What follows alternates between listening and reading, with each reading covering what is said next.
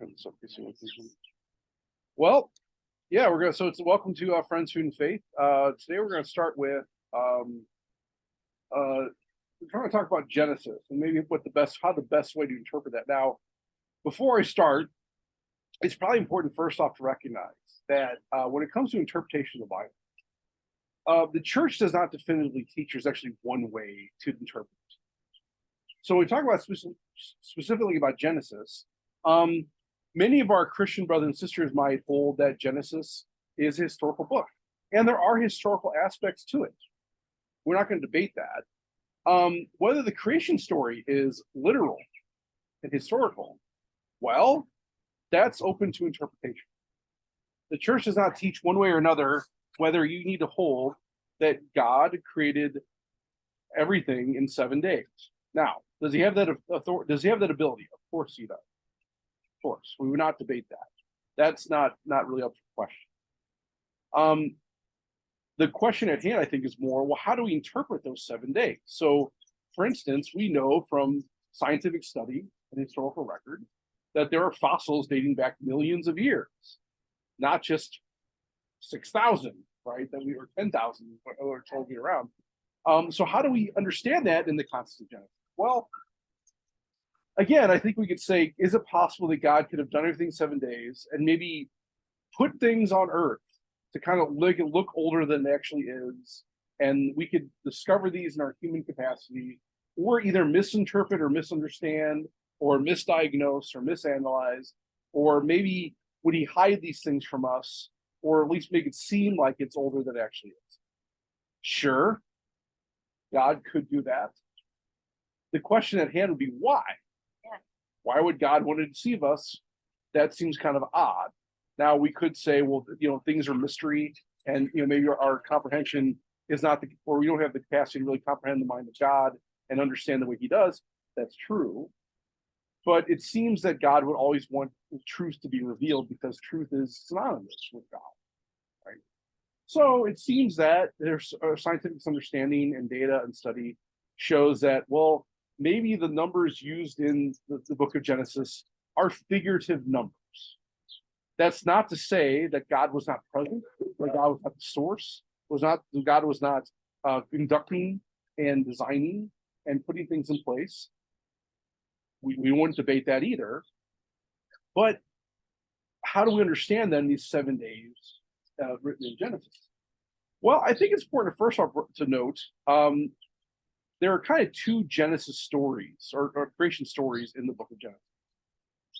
The first, as I have up here from the USCC webpage, chapter 1, is what they call the Elohist version. Now, the Elohist version is sort of like a 10,000-foot view of how things happen. It's where you hear the story at the Easter Vigil about God created this on the first day, and the second day, the third day, the fourth day, the fifth day, the sixth day. So the first question we ask then is, well, what's the first thing that God created? Well, we're told very specifically that He created the heavens and the earth was without form or shape, and darkness over the abyss, and a mighty wind, or in the original Hebrew, ruah. Ruah. Now, ruah is a Hebrew word for spirit, or wind, or breath. They're all the same. And so that's first line in Genesis, we understand God's working already in the creation of all things. They were told basically there was nothing, and then all of a sudden there was something. And this figurative understanding of the abyss has actually always been historically a symbol for chaos. And so God sending His wind or ruah over the waters of the abyss is a figurative speech to say that God brought order from chaos. Something from nothing. And the very first thing that he says is, then God said, let there be light. And there was light. Now, what is this light? Well, scientists, including many prominent churchmen, understand me that light was from the Big Bang. The Big Bang theory was actually developed by a Jesuit priest. And even recent scientific study has kind of determined, and physicists kind of debate this, but I mean, I think it's kind of interesting that there are scientific proofs and mathematical proofs that would indicate that there was a time where there was nothing, where there was no light. There was a time that there was no time, right? And they do that by measuring kind of the changes in motion of the heavenly bodies and measuring kind of how they basically wane and ebb back and forth. It seems the universe is kind of in motion, right? So even though there's a finite understanding of the universe, it seems like there's movement happening there, and they all point to kind of a centralized source from where they all emitted, right? Okay, well that's interesting, right? That's kind of a fascinating aspect of that. So maybe this light was the light that came from this huge explosion from which all things came out of nothing. But notice that the light was not necessarily the sun. So God saw light was good. God then separated the light from the darkness. Yes, okay, good, right? God called the light day, and the darkness he called night. Evening came, and morning followed the first day. Now, any first grader, kindergartner, second grader, if you ask them, hey, how do we measure a day? What would they say? Oh, 24 hours, including all the light, all the dark. Sure, and more specifically, one rotation of the earth, right? So sunrise to sunrise, the day. Okay, great. How do we have a day then without the sun? Without even the earth. Right now, the earth is not created. All we got, light, darkness. Light day, darkness night. Okay, cool. Makes sense, I guess. But we still don't have a governing measuring tool to determine day and night. Is it possible? And even the evening or morning, for that matter, because, well, we don't have the sun. How are we governing that? Should we understand that to mean that this was a period of time from the moment of this creation that God put things in motion, kept things in motion, and was lining them up over this period? So a day is exactly 24 hours. Well, that's hard to really say in the aspect of this because we don't necessarily have an hour because we don't have a sun or an earth. Could have been billions of years. Maybe. Could it actually been a 24-hour period? Sure. Who knows, right? And it could have been. Could have not related, well, the fact, not the written text, right? Because that was written for people who didn't know what we're supposed to know now. But by light and dark, I mean, look what they're discovering is the creation. Yeah. That have a lot to do with Earth. Yeah, well, sure. So again, well, I mean, you make a point that Jesus on the earth was pretty significant, but true. The earth, that this kind of establishment of these heavenly bodies, these kind of formations, these gaseous clouds, these gravity fields, these aspects of physics that we're just now really coming to terms with and trying to understand, was something that really had a beginning. There was a source. There was a something that came from nothing. And so wouldn't it make sense that light and dark were happening at the same time all over the place? Sure. But it seems again, we're making a distinction here in Genesis between darkness and light, and one is the day, the other is the night. Now, you're right. This could be just maybe a way of understanding for people who don't have the physics background, the scientific understanding that, look, whenever you see the dark, that's night. Whenever you see the light, that's day. Got it. Great. Okay. Doesn't really matter where the light comes from or where the darkness comes from. Just know that's how this is kind of set up. Sure. Right. So, okay, that's fair. But again, we're trying to interpret this in a way that we can actually understand as well. So,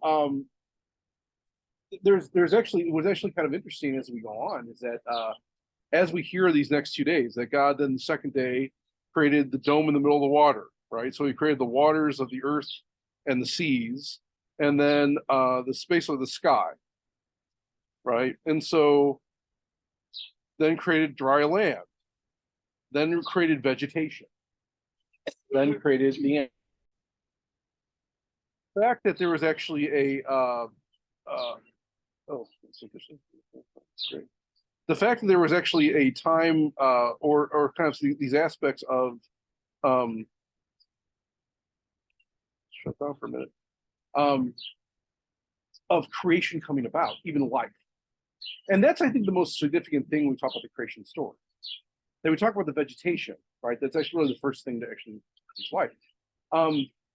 Father Robert Spitzer wrote a book called In the Beginning, and it really is kind of this development scientifically. He's an astrophysicist. It was kind of studying these aspects of Genesis in light of the scientific understanding, and it's fascinating that the probability of life existing at all. So the fact you have conditions where you're so much distance away from a heat and a light source that actually is kind of conducive, the development of an atmosphere that can actually retain certain gases that can actually bring about life, including like just development of water.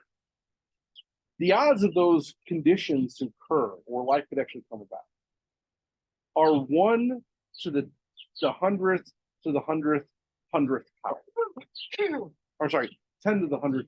Now, if you were to write, that's 1 over 1, 0, 0, 0, 0, 0. If you were to write out all the zeros that come from that exponent, you would die before you reach the end.